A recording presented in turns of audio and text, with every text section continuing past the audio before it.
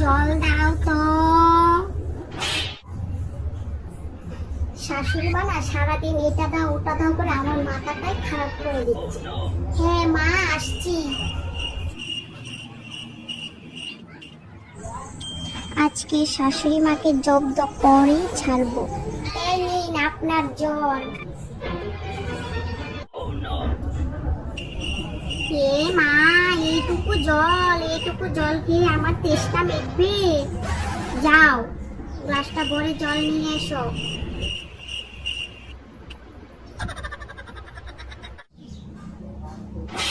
এই নিন আপনার জল। আর আজকে আমি বিকেলে বাপের বাড়ি চলে যাচ্ছি।